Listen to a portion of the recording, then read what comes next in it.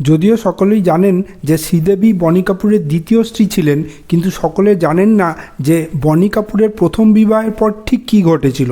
মোনা শৌরি এবং বনি কাপুর 1983 সালে প্রেমে পড়েন এবং যখন তিনি বনিকে বিয়ে করেন তখন তার বয়স ছিল 19 বছর।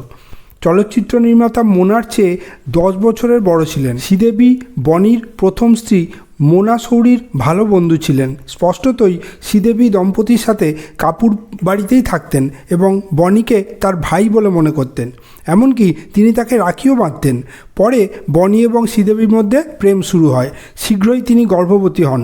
1996 সালে চলচ্চিত্র নির্মাতা কিংবদন্তি অভিনেত্রীর সাথে বিবাহ বন্ধনে আবদ্ধ হওয়ার পর তারা আলাদা হয়ে যান।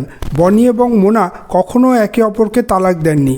শ্রীদেবী এই বিষয়টি নিয়ে বেশ বিরক্ত ছিলেন যে মোনা তখনও বনির বৈধ বিবাহিত স্ত্রী ছিলেন, যদিও বিয়ের পরেও শ্রীদেবী কেবল তার প্রেমিকাই থেকে যান।